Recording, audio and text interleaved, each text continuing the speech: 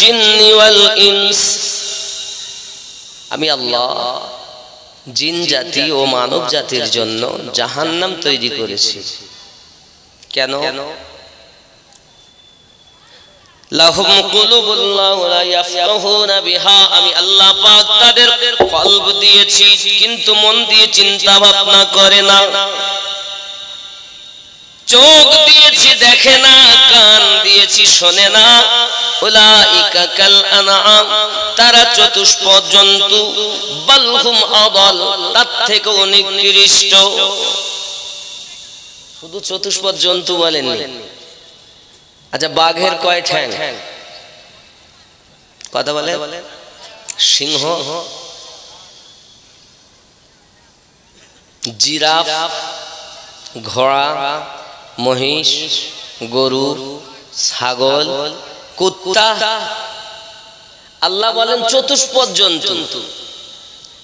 তাহলে মানুষের বাচ্চা বললে খুব আনন্দ হয়, আবার অনেক সময় যদি বলে সিংহের বাচ্চা, কিন্তু বুঝলো না যে ওকে কোন জায়গাতে পৌঁছিয়েছে। কিন্তু মনে করছে আমাকে বাঘ বলেছে, বিশাল ব্যাপার।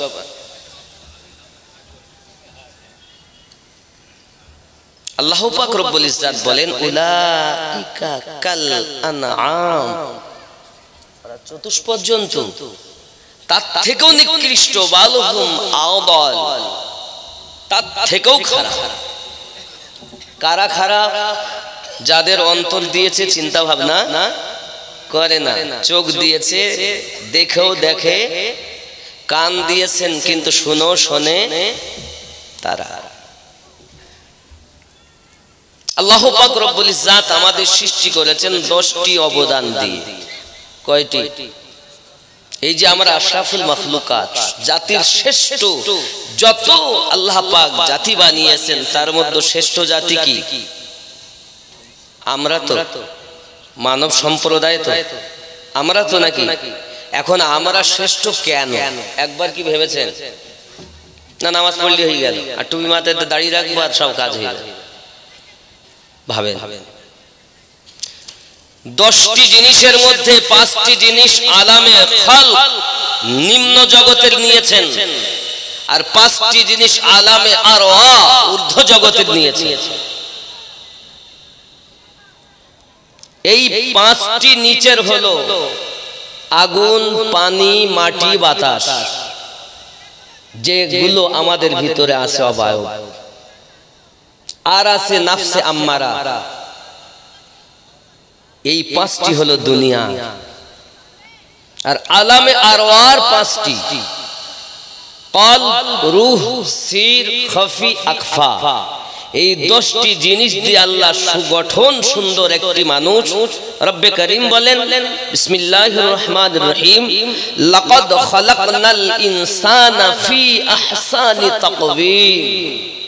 সুন্দর আকৃতি দিয়ে আমি মানবকে সৃষ্টি করেছি।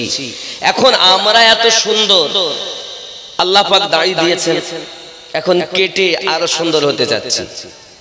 তাহলে আল্লাহ ভুল করে দাড়ি দিয়েছে নাকি বলে বড় মুসলমান? জালসা দিয়ে লাভ কি? তুমি তো দাঁড়িয়ে রাখো না। আমার কিন্তু কথা খুব তিতো, ভালো লাগবে না সবার। খুব খেয়াল করুন, আল্লাহ পাক রব্বুল ইজ্জাত বলেন আমি সুন্দর আকৃতি দিয়ে সৃষ্টি করেছি। তুমি বিটি ছেলে সাজছো কেন? তাহলে বোঝা গেল আল্লাহ পাকের উপরে আমরা পাল্লা দিতে লেগেছি। ঠিক কিনা ভুল? কথা বলেন না কেন? দাড়ি কেটে বিটি ছেলে সেজেছে।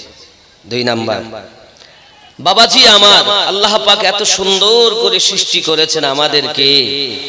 এখন আমরা এই মুখটাকে ফেস ওয়াশ ব্যবহার করছি, ক্রিম ব্যবহার করছি, সাবান ব্যবহার করছি, আর এই মুখটা দেখবে মানুষ। আচ্ছা, আল্লাহ কি মুখ দেখেন? আল্লাহ দেখেন অন্তর। আল্লাহ কি দেখেন? ওই অন্তরটা একবারও আমরা পরিষ্কার করার জন্য কেউ চিন্তা ভাবনা করিনি। মানুষ যেটা দেখে সেটাকে বারবার ধুই, আর আল্লাহ যেদিকে দেখে সেদিকে একবারও খেয়াল নাই। তাহলে আগে অন্তর ঠিক করুন। মানুষের দেহের ভিতরে একটা রাজধানী, রাজধানী যদি খারাপ হয় পুরো দেশ খারাপ হবে। পশ্চিম বাংলার রাজধানী কলকাতা আর ভারতবর্ষের রাজধানী দিল্লি। দিল্লিতে যদি কিছু হয় পুরো ভারতবর্ষ নষ্ট হবে। যুবক, আপনার আমার ভিতরে নর ও নারী সকলকে আল্লাহ একটি রাজধানী দিয়েছেন। ওই রাজধানীটার নাম হলো কল। কি সেটা? আল্লাহ ওটা কি বলেন? আমি মন দিয়েছি, কিন্তু তারা মন দিয়ে চিন্তা ভাবনা করে না। সূরা আল আরাফ আয়াত নাম্বার 178। কোথায় আছেন আপনি? ভেবেছেন? ভাবেন। শানে মুহাম্মদ শাহে মদিনা এলেন এ ত্রিভুবনে নবী কমলিওয়ালা। জোরে বলুন। ইমানেরি সৌদানি মক্কা নগর গেলেন। কোথায় গেলেন? কি নিয়ে গেলেন? কলেমা। মানবের হৃদয় মাঝে নূরের বাতি জ্বালাইলে। কোথায় জ্বালিয়েছেন? কোথায়? অন্তরে। কলেমা নিয়ে গে মক্কা নগর, কলেমা নিয়ে গেলেন নবীজি মক্কা নগরে গেলেন। মানবের হৃদয় মাঝে নূরের বাতি জ্বালাইলেন।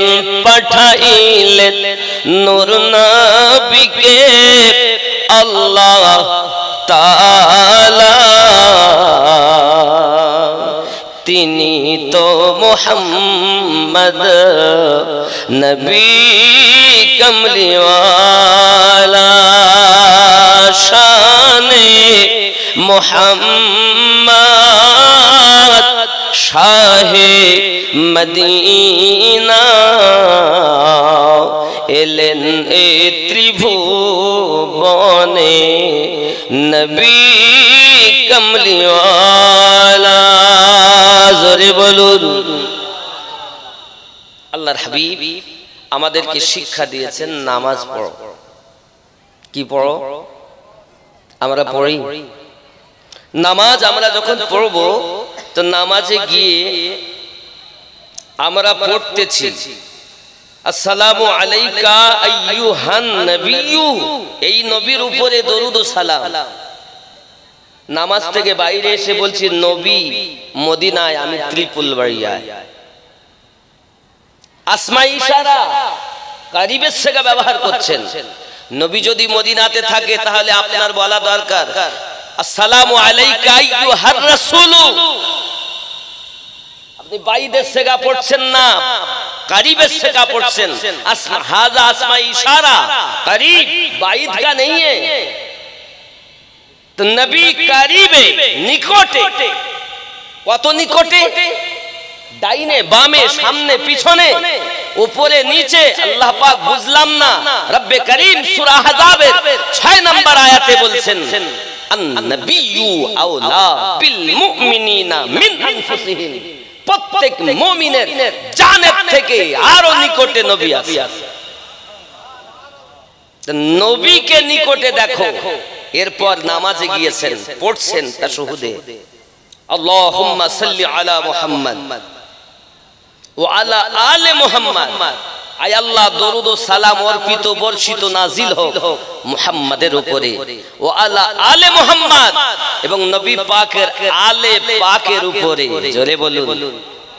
এখন ওয়া আলা আলি মুহাম্মদ, এই আল কারা এটাই জানা। রুকু খোদার, সুজুদ খোদার, কিয়াম খোদার, সব আল্লাহ। কিন্তু ওই নামাজে দরুদ ও সালাম নবী পাকের আলে পাকের উপরে, জোরে বলে এই আলে পাক কারা? চলুন এইবার বর্ণিত হবে কারবালার দিকে ধীরে ধীরে যাব। আলে পাক নামাজ যাই পড়ুন না কেন, আহলে বায়াতের উপরে আপনি যত সময় দরুদ ও সালাম অর্পণ না করছেন, নাজিল না করছেন, নামাজ মুখে মেরে দেওয়া হবে। বন্ধু আমার সোনা মানিকেরা, নবী দো জাহান সাল্লাল্লাহু আলাইহি ওয়াসাল্লাম একদা ঘর হুজরা মোবারকা থেকে বাইরে এসেছেন, গায়ে আছে একটি কালো কম্বল। এমনি সময়তে জাআল হাসান, হযরতে হাসানে পাক বেরিয়ে এসেছেন। নবী পাক তাকে ভিতরে ঢুকিয়ে নিলেন, ফাদখালাহু, তাকে ভিতরে ঢুকিয়ে নিয়েছেন। ইতিমধ্যে ইমাম হোসেনে পাক এলেন, প্রিয় নবী তাকেও ভিতরে ঢুকিয়ে নিয়েছেন। ইতিমধ্যে হযরতে ফাতেমা তু জোহরা রাদিয়াল্লাহু তাআলা আনহা তিনি এসেছেন, প্রিয় রাসূল তাকেও ভিতরে ঢুকিয়ে নিয়েছেন। হযরতে আলী কারামাল্লাহু ওয়াজহুল কারীম এসেছেন, রাসূল পাক তাকেও ভিতরে ঢুকিয়ে নিয়েছেন। নবী আমার আল্লাহ পাকের দরবারে হাত উঠিয়ে বলছেন, আল্লাহ আমি এদেরকে ভালোবাসি, তুমি এদেরকে ভালোবাসো, আর এদেরকে যারা ভালোবাসে তাদেরকেও ভালোবাসো। আল্লাহুম্মা হাউলাই আহলু বাইতি, আয় আল্লাহ এরাই হলো আমার আহলে বায়াত। তারা কারা? আলী, ফাতিমা, হাসান, হুসাইন। আর নবীকে নিয়ে হয় 5 পাঞ্জাতন। ইসলাম অন্য কিছু নয়, ইসলাম এই 5টিকে নিয়ে প্রকৃত কমপ্লিট ইসলাম।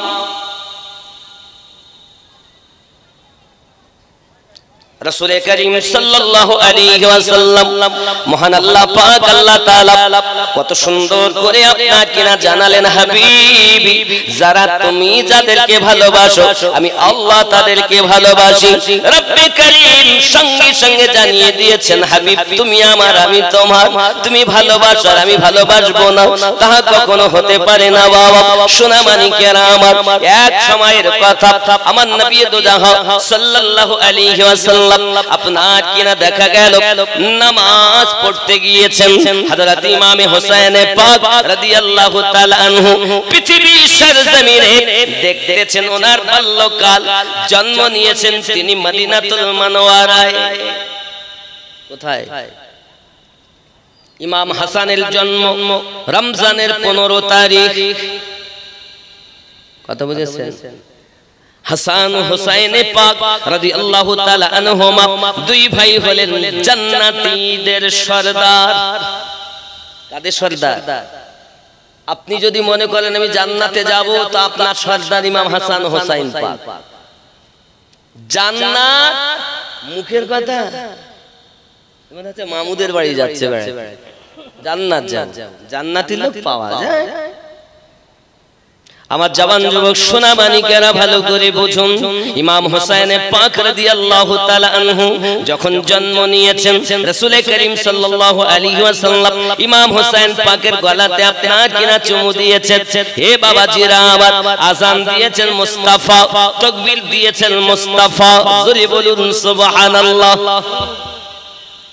নবী জাহান সাল্লাল্লাহু আলাইহি ওয়াসাল্লাম যখন আযান দিয়েছেন, হে বাবাজিরা আমার, রাসূল আমার জানাতে চাচ্ছেন, আয় ইমাম হোসেন আমি তোমার কানে আযান দেই, আমার আওয়াজের ইজ্জত রক্ষা করবে।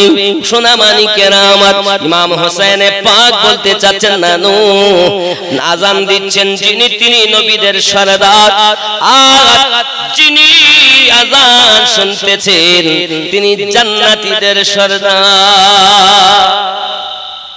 দুনিয়ায় তো পরে ঘটনা ঘটছে, রুহার জগতে তো আগে ঘটেই রয়েছে, তো রুহের জগতে ঘটে আছে।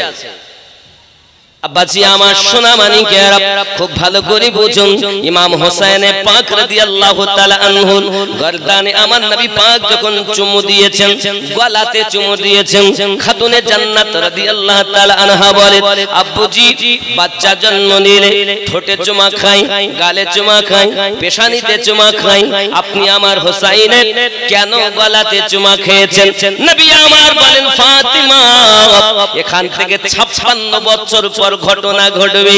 আমি রাসূলে পাক দেখতে পাচ্ছি আজ আমার হোসাইন পাকের গলাতে আমি চুমা দিয়েছি এই কারণে পৃথিবীর জমিনে ইসলামের জন্য ইমাম হোসাইন যখন নিজের গলাকে শহীদ করবেন, যখন ইসলামের জন্য জীবন দিবেন, আমার হোসাইনের গলাটা যেন এখান থেকে তারা কাটতে না পারে। আমি নবী এই জন্য বারবার চুমা খেয়েছি। জোরে বলো। তুমি বলছো নবী কিছু জানে না।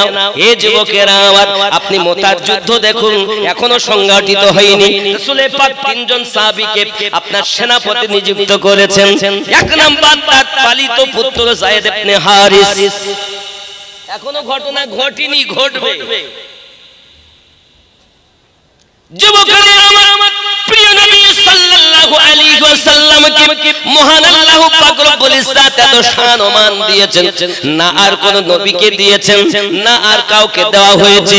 আপনি যদি আদম পয়গম্বরের কথা বলেন, ইব্রাহিম খলিলুল্লাহর কথা বলেন, আদম পয়গম্বর থেকে ঈসা রূহুল্লাহ পর্যন্ত যত নবীর কথা বলবেন, প্রত্যেক নবী যত সময় আমাদের নবীর উপরে ঈমান না এনেছেন, কোন নবীর নবুয়তের গ্যারান্টি নাই। প্রমাণ সূরা আল ইমরান আয়াত নাম্বার 81।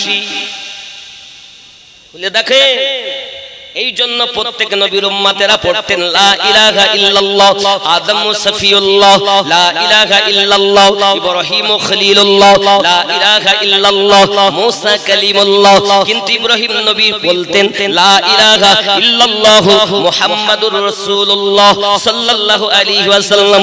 মুসা কালিমুল্লাহ বলতেন লা ইলাহা ইল্লাল্লাহ মুহাম্মাদুর রাসূলুল্লাহ সাল্লাল্লাহু আলাইহি ওয়াসাল্লাম। বোঝা গেল নবীদের যেটি কলেমা, আমাদের সেটি কলেমা। কোন নবীর নবুয়তের গ্যারান্টি নাই যত সময় আমাদের নবীর প্রতি ঈমান না আনে। রব্বে কারীম বলেন লা তুমিনুনা বিহি ওয়ালা তানসুরুন্নাহু ওয়ালা তানসুরুন্নাহু। একবার কোরআন মাজিদ সূরা আল ইমরানের 81 নম্বর আয়াত খুলে দেখুন। কোন নবীর নবুয়তের গ্যারান্টি নাই যত সময় আমাদের নবীর প্রতি ঈমান না এনেছে। যুবক আমরা যে নামাজে পড়ি আল্লাহুম্মা সাল্লি আলা মুহাম্মাদ ওয়া আলা আলি মুহাম্মাদ, পড়ি কি কামা সাল্লাইতা আলা ইব্রাহিম ওয়া আলা আলি ইব্রাহিম। এ দরুদটার নাম কি? হ্যাঁ, কে বলেছে? কিছু শব্দ বেশি, কিন্তু আসলে তার নাম দরুদ ইব্রাহিম নয়, আসলে তার নাম হলো তাশহুদ। হে বাবা, ইব্রাহিম নবীর নাম কেন ঢোকানো হলো জানেন?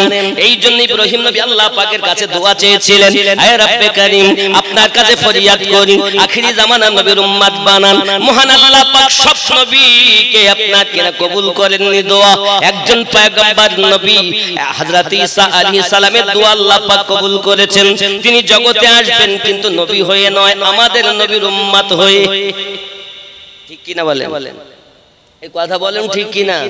ঈসা নবী কি নবী হয়ে আসবেন? উম্মতি হয়ে আসবেন। আব্বাজি আমার সোনা মানিকেরা, এখন হযরত ইব্রাহিম নবীও কান্নাকাটি করেন। আল্লাহ পাক রব্বুল ইজ্জাত যখন কবুল করলেন না, ইব্রাহিম নবী বললেন আল্লাহ, তাহলে আমাকে আপনার কাছে আমার দোয়া, আমার নবী ও আলে নবী যেখানে, সেখানে আমার নামটাও একটু মিশিয়ে রাখেন। তাই আল্লাহ পাক আল্লাহ তাআলার ইবাদতের মাঝে, আল্লাহ পাক আল্লাহ তাআলার হাবিবের পাশে আহলে বায়াতের পরে ইব্রাহিম ও আলে ইব্রাহিমের কথা ঢোকানো হয়েছে। জোরে বলুন সুবহানাল্লাহ। যুবকরা আমার, বোঝা গেল পৃথিবীর জমিনে আমরা নামাজ আদায় করি, আমার আপনার নবী সাল্লাল্লাহু আলাইহি ওয়াসাল্লাম বলেন হাসান আমার আহলে বায়াত, হুসাইন আমার আহলে বায়াত, ফাতেমা আমার আহলে বায়াত, আলী আমার আহলে বায়াত। হযরতে উম্মে সালমা রাদিয়াল্লাহু তাআলা আনহা আম্মা জান উপস্থিত ছিলেন সম্মুখে। তিনি বলছেন, ওগো দরুদি, আমি কি আপনার কম্বলের ভিতরে আসব? আমার নবী পাক বললেন, না, তুমি আমার কম্বলের ভিতরে আসবে না। বোঝা গেল আহলে বায়াত হলো 4 জন, আমার নবীকে দিয়ে হয় 5 পাঞ্জাতন। জোরে বলুন। কিন্তু সদস্যদের ভিতরে আপনার কিনা সকলকে নেওয়া হয়েছে, ওনার আজওয়াজে মুহতারা, আপনার আজওয়াজগুলোকে নেওয়া হয়েছে, স্ত্রীগণকে নেওয়া হয়েছে। এই যুবকেরা আমার, এটি আবার আলাদা বর্ণনা, কিন্তু খাস করে 4 জন হলো আহলে বায়াতের অন্তর্গত। আরো জোরে বলুন। কয়জন? 4 জন। 86 তার মধ্যে আছে আম্মা আয়েশা রাদিয়াল্লাহু তাআলা তিনি বর্ণনা করেন হাদিসটি। আব্বাজি আমার সোনা মানিক, শুধু তাই নাকি, চলুন না কেন আগিয়ে যাই। প্রিয় নবী সাল্লাল্লাহু আলাইহি ওয়াসাল্লাম বলেন, আয়ে ফাতেমা, সঙ্গে সঙ্গে খাতুনে জান্নাত বলেন, আব্বুজি যখন আমার হোসাইন শহীদ হবে তখন আমি থাকব না, আমার স্বামী আলী থাকবে না, হাসান থাকবে না, তাহলে কিভাবে কি হবে আব্বা জান? আমার নবী বলেন, ফাতেমা চিন্তা নাই, চিন্তা নাই, আল্লাহ পাক আমার হোসাইনকে হেফাজত করবে, কারণ ইসলামের আরেক নাম আমার হোসাইন। হোসাইন কারবালায় আজ যেমন আমি পৃথিবীর জমিনে তার গলায় চুমু দিয়েছি, এটা বোঝানোর জন্য আরো একটুখানি যেতে হবে।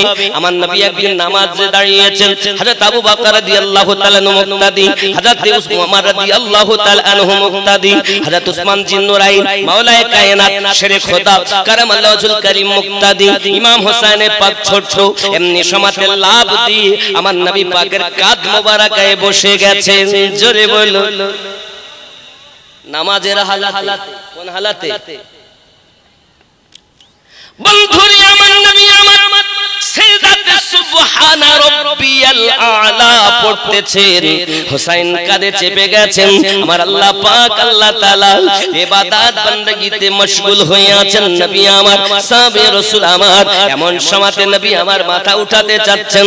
আল্লাহ পাক আল্লাহ তাআলা বলেন, জিবরিল চলে যান আর আমার হাবিবকে বলুন যেন মাথা না উঠিয়ে ফেলে, কারণ আমার নবী শুধু তাকে মুহাব্বত করে না, আমি আল্লাহ মুহাব্বত করি।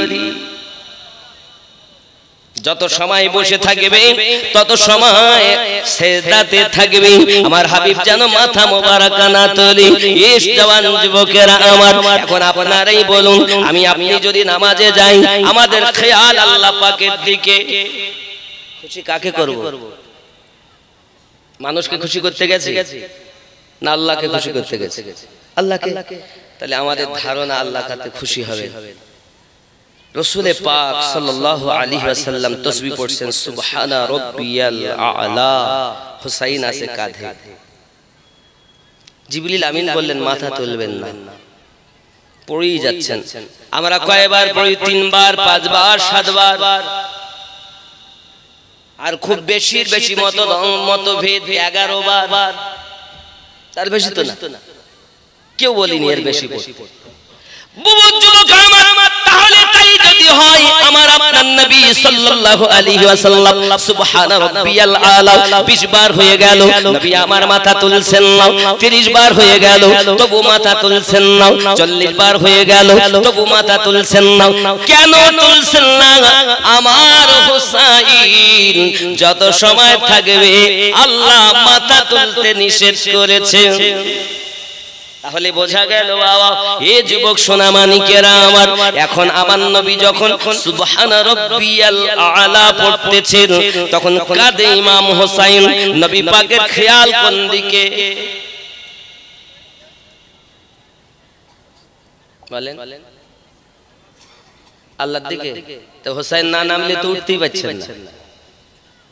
কখন নামবে আর কখন আমি সিজদা থেকে উঠব?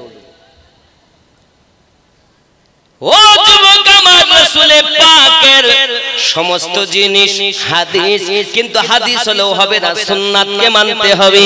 আমার নবী পাক সাল্লাল্লাহু আলাইহি ওয়াসাল্লামের হাদিস হলো আমার নবী পাক নিজে করেছেন, তা আপনি আমি করতে পারবো? ঠিক এইরকম ভাবে আরো একটা আল্লাহ পাকের দলিল শোনাই বাবা। প্রিয় নবী সাল্লাল্লাহু আলাইহি ওয়াসাল্লাম নামাজের হালাতে আছেন, এমনি সময়তে 4 রাকাত নামাজের নিয়ত করেছেন, বাইতুল মুকাদ্দাসের দিকে ফিরে। এমন সময়তে নবী আমার বারবার আকাশের দিকে তাকাচ্ছেন। বিসমিল্লাহির রহমানির রহিম। ক্বাদ নারা তাকাল্লুবা ওয়াজহিকা ফিস সামাই ফালা নুবাল্লিয়ান্নাকা কিবলাতান তারদা। জোরে বলুন যুবকরা আমার, খুব ভালো করে ব্রেনের ভিতরে নিতে হবে। রাসূল করিম আকাশের দিকে তাকাচ্ছেন, নামাজ পড়ছেন, আবার সিজদার দিকে তাকাচ্ছেন। এখন আপনি যদি বলেন আমি আকাশের দিকে তাকাবো, তো নামাজ হবে? নামাজ হবে? হবে না। আল্লাহ ছাড়া অন্য কোনো খেয়াল করলে নামাজ হবে না। হে যুবকেরা আমার, এজন্য আপনি ভালো বুঝতে হবে, হাদিস হলেই হবে না, দেখতে হবে সুন্নাত কোনটা, হুকুম কোনটা এসেছে। হুকুমগুলো মানো, নিষেধগুলো বর্জন করো। যুবকেরা আমার, প্রিয় নবী সাল্লাল্লাহু আলাইহি ওয়াসাল্লাম প্রথম একরকম হুকুম করেছেন, পরে সেটা রহিত হয়ে আবার একরকম হুকুম হয়েছে। তাহলে প্রথম গানটা বাদ হবে, পরেরটা চালু হবে। যুবকরে আমার, শুধু তাই নয় বাবা, প্রিয় রাসূল সাল্লাল্লাহু আলাইহি ওয়াসাল্লাম নামাজের সিজদাতে রয়েছেন সুবহানা রাব্বিয়াল আলা 50 বার বলা হয়ে গেল, 60 বার বলা হয়ে গেল, 70 বার হয়ে গেছে, 71 বার হয়ে গেল, 72 বার যখন হয়ে গেছে বাবা, সঙ্গে সঙ্গে ইমাম হোসেন পাক কাঁধ মোবারকা থেকে নেমে গেছেন। প্রিয় রাসূল সাল্লাল্লাহু আলাইহি ওয়াসাল্লাম 73 বার আর পড়লেন না, 72ই নবী সিজদা থেকে উঠলেন। জোরে বলুন। নবীর খেয়াল কোন দিকে? হোসেনের দিকে না? নামলে তারপর পড়ব, নামলে তাই আমি নামলেই উঠব। যত সময় না নেমেছেন তত সময় রাসূল পড়তেই গেছে। যুবক আমার, প্রিয় নবী সাল্লাল্লাহু আলাইহি ওয়াসাল্লামের নামাজ সমাপ্ত হয়ে গেল।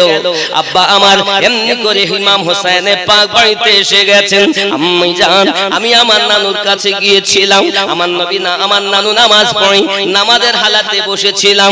খাতুনে জান্নাত বলেন, হোসাইন সে আমার আব্বু 2 দিন 3 দিন না খেয়ে মানুষকে আল্লাহর পথ দেখানোর জন্য দিনের দাওয়াত দিয়ে বেড়াত, তিনি তো নামাজের হালাতে তুমি কষ্ট দিয়েছো বাবু, এটা বড় ভুল করেছো। আমার প্রিয় রাসূল সাল্লাল্লাহু আলাইহি ওয়াসাল্লাম টুকটুক করে রওনা দিয়েছেন। আয় খাতুনে জান্নাত, আমার হোসেনকে কিছু বলো না, আব্বুজি আজ যদি কিছু না বলি আগে হয়তো আরো কিছু করে ফেলবে, আপনাকে কষ্ট দেবে, আপনাকে দুঃখ দেবে। সঙ্গে সঙ্গে আমার নবী বলেন, ফাতেমা তুমি জানো না ফাতেমা আজ আমাকে সিজদায় রেখে ইমাম হোসেন পাক 72 বার তাসবিহ পড়িয়েছেন। এ ফাতেমা তুমি জানো না যখন আমি রাসূলে পাক থাকবো না, যখন তুমি থাকবে না, আমার হোসেন তলোয়ারের মাঝে নামাজ পড়ে ইসলাম জিন্দা করবে। তুমি থাকবে না, আমি থাকবো, তলোয়ারের চতুর্দিক থেকে তলোয়ার চালাবে, তারপরও নামাজ। আমাদের নামাজ আছে। যাদের সম্পর্কে ঘোষিত নবী পাক ঘোষণা দিয়েছেন জান্নাতীদের সরদার হাসান হুসাইন, তাদের যদি নামাজ এমন হয় তলোয়ারের মাঝে, আমরা তো কিছুই পাই। আমাদের নামাজ কেমন হবে? বছরে 2 বার হবে, বলেন বছরে 2 বার, ঈদ আর বকরি, ঈদুল ফিতর, ঈদুল আযহা। মোটে যাবে না হুজুরেরা পড়ো, এখানে বেনামাজি কেউ নেই, সব নামাজি। তবে একটা হিসাব রয়েছে, কেউ সপ্তাহে একবার, কেহ দৈনন্দিন 5 বার তাহাজ্জুদ, ইশরাক, আওয়াবিন আরো ইবাদত করে। কিন্তু কিছু মানুষ আছে বছরে 2 বার, মোটে রমজান মাসও যায় না। আবার কি দেখবেন একেবারে ঈদগাহে গিয়ে সবার আগে গিয়ে বসে। এখানে রাম নেই, ঈদগাহ যারা নামাজের আগে জায়গা পাচ্ছে না, হুজুর এসেছে আছে না নাই? যুবক আমার, খুব ভালো করে প্লেনের ভিতর রাখো, তাহলে প্রিয় নবী সাল্লাল্লাহু আলাইহি ওয়াসাল্লাম যাকে এত ভালোবেসেছেন আমার আল্লাহ পাক আল্লাহ তাআলা এত ভালোবেসেছেন, এজন্য আল্লাহ পাক আল্লাহ তাআলা কোরআনুল মাজিদের ভিতরে আয়াতে কারিমা নাজিল করেছেন। কোরআনুল মাজিদের 42 নম্বর সূরা, সূরাটির নাম সূরা আশ-শুরা, আয়াত নাম্বার 23। কি বলছে দেখেন, বিসমিল্লাহির রহমানির রহিম, কুল লা আসআলুকুম আলাইহি আজরান ইল্লাল মাওয়াদ্দাতা ফিল কুরবা। জোরে বলুন, বলে দিন আমি আল্লাহ তোমাদের যাহা কিছু দিয়েছি তার বদলা কিছু চাই না। নবী এনে দিয়েছেন, কি দিয়েছেন? নামাজ আল্লাহ দিয়েছেন, এনে দিয়েছেন কে? জোরে বলেন না, কে এনে দিয়েছেন? নবী। কাবা কার ওসিলায় পেয়েছি? নবী। কোরআন কার সাদকায় পেয়েছি? নবী। জীবন কার সাদকায় পেয়েছি? নবী। রমজান কার সাদকায় পেয়েছি? নবী। এক কথায় যাহা পেয়েছি আল্লাহ বলেন, বলুন কুল লা আসআলুকুম আলাইহি আজরান ইল্লাল মাওয়াদ্দাতা ফিল কুরবা।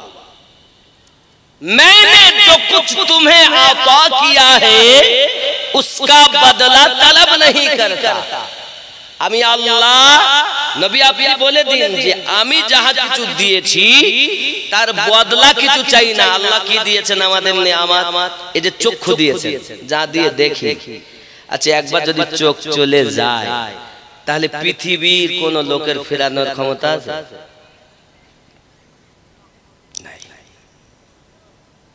বাপজি আমার, এই দেহ আমাদের, এর মধ্যে যদি একটা সরু কাটাও ঢুকে না, তা বেদনা।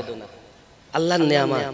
আল্লাহ পাক বলেন আমি যে তোমাদের নিয়ামত দিয়েছি, আমার একটি নিয়ামতের শুকরিয়া যদি তোমরা সারা জীবন করো, জীবন শেষ হবে আমি আল্লাহর একটি নিয়ামতের শুকরিয়া শেষ হবে কোটি কোটি মিলিয়ন মিলিয়ন ডলারের সম্পত্তি আল্লাহ আমাদের দেহে দিয়েছেন। তারপরও আমাদের মতো বদমাইশ কি আর আছে? আমাদের মতো পাপী কি আর আছে? খাতামাল্লাহু আলা কুলুবিহিম ওয়া আলা সামঈহিম। আল্লাহ পাক বলেন আমি তাদের অন্তরে মোহর মেরে দিয়েছি, তাদের শোনার কানে আমি আল্লাহ মোহর মেরে দিয়েছি। ওয়া আলা আবসারিহিম গিশাওয়াতু ওয়া লাহুম আযাবুন আযীম। বাবাজি আমার, তারা আপনার চোখে তাদের আপনার পর্দা দিয়েছেন, কানে আল্লাহ পাক মোহর দিলে তাদের মোহর, এজন্য তারা দেখে না, তাদের জন্য আছে আপনার কিনা ভয়ানক আযাব। যুবক আমার, বোঝা গেল পৃথিবীর সরজমিনে নবী দো জাহান সাল্লাল্লাহু আলাইহি ওয়াসাল্লাম মুহাব্বত করেন। আর আমার আল্লাহ পাক ঘোষণা দিয়েছেন, আয় আমার হাবিব আপনি বলুন যাহা কিছু দিয়েছি তার বদলা চাই না। কি চাই?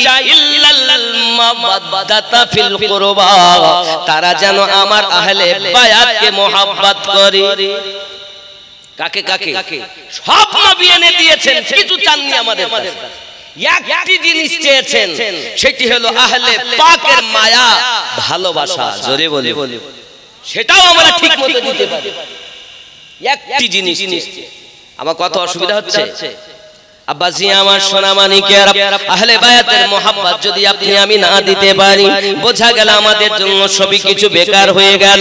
একটি জিনিস চেয়েছে সূরা আশ-শুরা আয়াত নাম্বার 23, সেটি আহলে বায়াতের মুহাব্বত। যুবক আমার, ইমামে হোসেন পাক রাদিয়াল্লাহু তাআলা আনহু পৃথিবীর জমিনে খেয়াল করুন, এক এক করে আল্লাহ পাক আল্লাহ তাআলা দুনিয়ায় কেমন করে দেখুন না ঘটনা ঘটাচ্ছেন। বাবা হাসান হোসেন দুই ভাই আমার নবী দো জাহান সাল্লাল্লাহু আলাইহি ওয়াসাল্লাম খোদা আপনার কিনা এগিয়ে গেছেন, আয় নানু আমি হোসেন একটু ঘোড়ার উপরে চাপবো।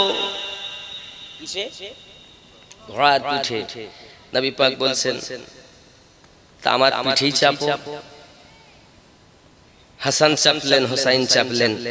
সাহাবী রাসূল এসেছেন, হযরত ওমর রাদিয়াল্লাহু তাআলা আনহু, তিনি বলছেন ঘোড়া কত সুন্দর। আল্লাহ রাসূল বলছেন, আয় ওমর তুমি ঘোড়াটাই দেখলেন, কিন্তু উপরে যারা চেপে আছে তারা কি সুন্দর নয়? সুবহানাল্লাহ বলে। তুমি ঘোড়াটাই দেখলে, কিন্তু যারা যে চেপে আছে তাদের তুমি দেখতে গেলে না। বোঝা গেল বাবা, প্রিয় নবী সাল্লাল্লাহু আলাইহি ওয়াসাল্লাম বারবার হাসান পাককে মুহাব্বত করেছেন। নবী আমার বলেছেন, এমন একটা দুই সম্প্রদায়ের মাঝে তুমুল যখন ঝগড়া হবে, আমার হাসান তাদের ভিতরে সোলা করবে। জোরে বলুন, ফয়সালা করে দেবেন। ইমাম হাসান পাক ফয়সালা করেছিলেন, এ যুবক সোনা মানিকেরা, পৃথিবীর সরজমিনে এক ভাই প্রাণ করে শহীদ হবেন দ্বীনের খাতিরে, আর এক ভাই নিজের গর্দান ঘরকে উজাড় করে দিয়ে শেষে নিজের গর্দান কাটিয়ে দিবেন ইসলাম ধর্মের জন্য। ইসলাম আপনার আমার বাপের দেওয়া ধর্ম নয়, আল্লাহ পাকের দেওয়া ধর্ম। আর আমার নবী পাক নওয়াসারা ধর্ম বাঁচিয়ে গেছেন। এজন্য এই ধর্মটা কিভাবে চলছে এটা আমাদের জানতে হবে। ইসলাম খাতুনে জান্নাত পাকের সন্তান দিয়ে চলছে, কিয়ামত অবধি চলবে। ঠিক কি না বলেন? জান্নাতে যাবেন টিকিট অন্য কেউ দিবেন না, মাওলায়ে কায়নাত বন্টন করবে। জোরে বলুন, কে বন্টন করবেন? মাওলায়ে কায়নাত আলী কারামাল্লাহু যুলকারি। আর তাকে আপনি মহব্বত করছেন না, ভালোবাসছেন না, কেমন মুসলমান? যুবক আমার, এখন আমাদের ভিতরে আছে কাল, অন্তরে আমাদের দাগ লেগে গেছে, আমাদের অন্তর মলিন হয়ে গেছে। যুবক আমার, এই অন্তরটা যদি আমরা ভালো করতে পারি, ওই অন্তরে যদি ইশকে রাসূল আমরা বাসাতে পারি, দুনিয়াতেও লাভ, আখিরাতেও। আর এই কলব যদি আমাদের অন্তর থেকে বিরল থাকে, বুঝে নিতে হবে আমাদের ইবাদত আমাদের মুখে মেরে দেওয়া হবে।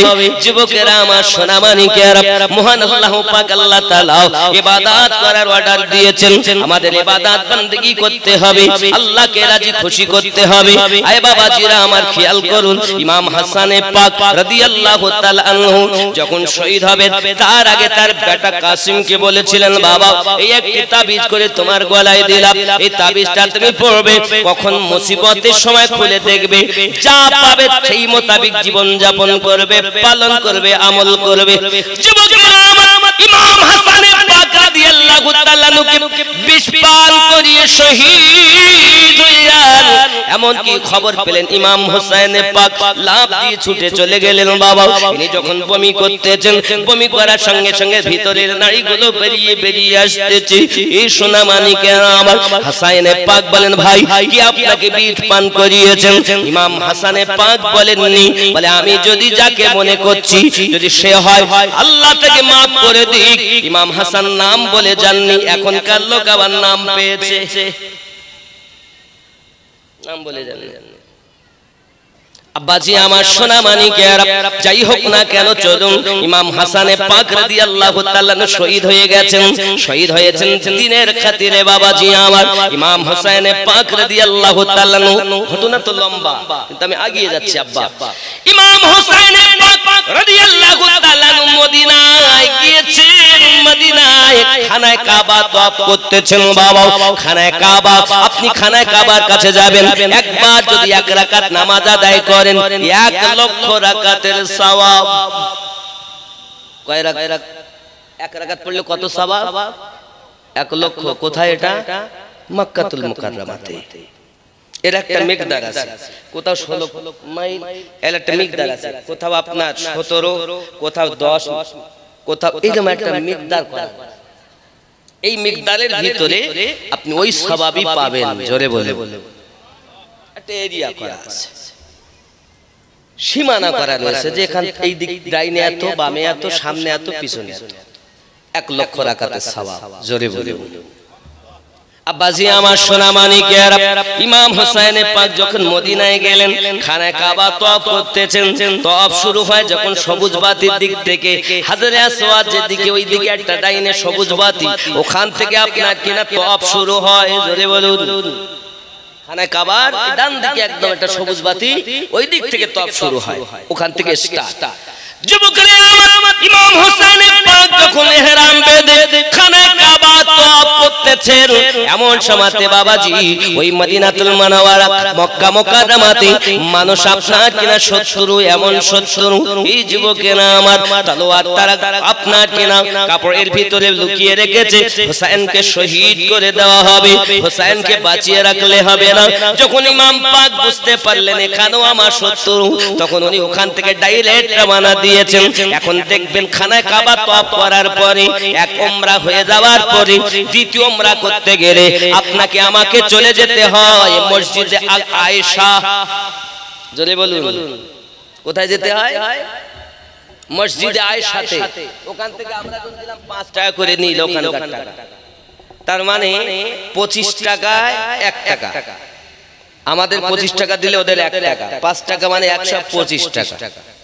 আমাদের টাকা 125 টাকায় 1 মসজিদে আয়েশাতে যাওয়ার পরে ওখান থেকে আবার ইহরামের 2 রাকাত নামাজ আদায় করে, হে যুবকেরা আমার, আপনি আবার মাথার কাপড়টা ফেলবেন আর বলবেন লাব্বাইক আল্লাহুম্মা লাব্বাইক লা শারীকা লাকা লাব্বাইক। এই আপনার তাকবীর পড়তে পড়তে আপনি নিয়ত করে এগিয়ে আসবেন। যুবকেরা আমার সোনামানিকেরা, এখন খানায় কাবা আপনি তওয়াফ করবেন। ইমাম হোসেন পাক রাদিয়াল্লাহু তাআলা আনহু ওইখানে গিয়েছিলেন সর্বপ্রথম। আপনার কিনা ওইখানে গিয়েছিলেন, ওই জায়গাতে তখন মসজিদ আয়েশা ছিল না, ওকে বলা হয় তামিম। হে যুবকেরা আমার, ইমাম হোসেন পাক যেহেতু ওখানে গিয়েছেন, এজন্য প্রত্যেক হাজীকে ওইখানে গিয়ে দ্বিতীয় উমরার জন্য আবার ইহরাম বাঁধতে হয়। আরো জোরে বলুন সুবহানাল্লাহ। যুবকেরা আমার, ইমাম হোসেন পাক রাদিয়াল্লাহু তাআলা ওই তামিম থেকে সোজা রওনা দিয়েছেন মদিনাতুল মুনাওয়ারাতে। মদিনায় যখন ওনারা ছিলেন, মদিনাতুল মুনাওয়ারাতে ওনাদের ভালোভাবে থাকতে দেওয়া হয়নি বাবা। এই পথটা ধরে উনি সোজা কারবালায় গিয়েছিলেন। মদিনা মুনাওয়ারা থেকে যখন উনি মদিনা থেকে আসতেছেন মক্কায়, মদিনা মুনাওয়ারাতে উনি নানুর রওজার কাছে গিয়েছেন। ওগো নানু, আজ আমাকে মদিনায় ভালোভাবে থাকতে দেওয়া হয় না। মক্কার মানুষ যখন আপনাকে কষ্ট দেয়, আপনি মক্কা ত্যাগ করে মদিনাতে এসেছিলেন। ইয়া রাসূলুল্লাহ, আজ আমি মদিনাতে আছি, আমাকে শান্তিতে থাকতে দেওয়া হয় না গো আকা। আই নানুজি, আপনি আমার জন্য রুহানি দোয়া রাখবেন। হয়তো ছোটবেলাকার ওয়াদা নিভানোর সময় নিকটে। মদিনায় ইমাম পাককে কষ্ট দেওয়া হচ্ছে, কষ্ট দেওয়া হচ্ছে কেন? এই কারণে যে বায়াত করতে হবে এজিদের। কার বায়াত? এজিদের বায়াত। আব্বাসি আমার সোনামানি ইমাম হোসেন পাক বলেন, কখনো সম্ভব নয় ফাসিক ফাজিরের কাছে আমি কখনো বায়াত গ্রহণ করতে পারি না। উনি আপনার সাথী যারা ছিলেন তাদেরকে ডাক দিয়ে বলেন, আমার সাথীরা, আপনাদের কাছে আমার আবেদন, আমি মদিনাতে থাকতে চাই না, এখান থেকে রওনা দিব আর মসজিদে হারামে চলে যাব, মক্কায় চলে যাব। সুবহানাল্লাহ বলেন। কেন? কেন? ওখানে মশা মারা নিষেধ, মাছি মারা নিষেধ, কাফারা দিতে হাজীদেরকে। তাহলে ওখানে আমি যদি যাই তো রক্তপাত হবে না, ঝামেলা হবে না, আমাকে ওখানে যাওয়া লাগবে। আপনাদের কি ইচ্ছা? হুজুর আপনি যাহা বলেন আমরা তাতে রাজি, আমরা থাকবো না, এখানে থাকতে চাই না। আপনি যাতে রাজি তাতে রাজি, ঘর বাড়ি সব ছাড়তে রাজি, আপনাকে ছাড়তে রাজি নয়। এর নাম ভালোবাসা। আব্বাজি আমার সোনামানিকেরা, ঠিক এরকম ভাবে যখন মুতার যুদ্ধ আরম্ভ হয়, নবী আমার বলেছিলেন, বাদশাহ হিরাক্লিয়াস বলেছে 2 লক্ষ সেনা নিয়ে মদিনায় হামলা এবং মুতার যুদ্ধের ডাক দিয়েছে। তোমরা হলো সংখ্যায় 3000 আর হিরাক্লিয়াসের হলো আপনার কিনা 2 লক্ষ। তোমরা কি যুদ্ধ করতে পারবে? ওর থেকে এক কাজ করো, আপন আপন বাসায় চলে যাও, যা আছে দেখা যাবে।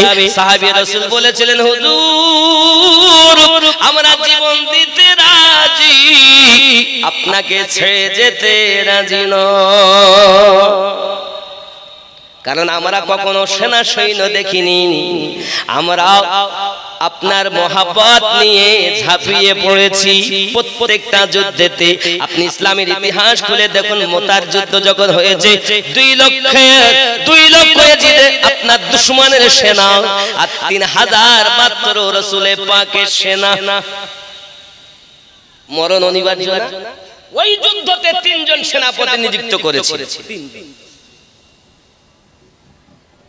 রাসূল বলেছিলেন, আয় আমার পালিত পুত্র যায়েদ ইবনে হারিস, তুমি হবে প্রথম সেনাপতি। তুমি যদি শহীদ হয়ে যাও, দ্বিতীয় নম্বরে জাফর বিন আবু তালিব হবে, 3 নম্বরে আব্বাসি আমার সোনামানিকেরা, রাসূল আমার এমনি করে যখন সেনাপতি নিযুক্ত করতেছেন, 3 জন সেনাপতি নিযুক্ত করে দিয়েছেন। রাসূল আমার সঙ্গে সঙ্গে ডাক দিয়ে বলতেছেন, রাসূল বললেন, আপনারা কাজ করুন, বাড়িতে বিদায় নিয়ে আসুন, হযরত যায়েদ ইবনে হারিস বলেন হুজুর আমার আব্বা সম্মুখে আমার মা পাশে যাওয়ার প্রয়োজন নাই। জাফর বিন আবু তালিব চললেন বাড়ি যাবেন বিদায় নিতে বিবির কাছে। হে বাবা আব্দুল্লাহ ইবনে রাবাহ তিনি আপনার কিনা চললেন বিদায় নেওয়ার জন্য। হাদিস শরীফ সাক্ষী দেয় হযরত আব্দুল্লাহ ইবনে রাবাহ যখন বাড়িতে গিয়েছেন দরজার কাছে আওয়াজ দিয়েছেন আল্লাহর কোরআন তেলাওয়াত শোনা যায়। আজ ত্রিপুল বেড়িয়ার মুসলমান ভালো করে প্লেনের ভিতরে রাখুন, আজ আমাদের ঘরে আল্লাহর কোরআন তেলাওয়াত হয় না। রাতে যদি যাও দিনে যদি যাও গানের আওয়াজ শোনা যায়, সিরিয়ালের আওয়াজ শোনা যায়, সিনেমার আওয়াজ শোনা যায়, সংবাদের খবর শোনা যায়, বাবা সংবাদের আওয়াজ শোনা যায়, কিন্তু আল্লাহর কোরআন মাজিদের আওয়াজ শোনা। মুসলমান কি হবে জালসা দিয়ে পরিবর্তন হয়। যুবক আমার এত টাকা ব্যয় করে যদি আপনি পরিবর্তন না হন কোনো লাভ নাই। এখন আপনার বাড়িতে গেছেন বিবি আমাকে বিদায় দাও, আমি তোমার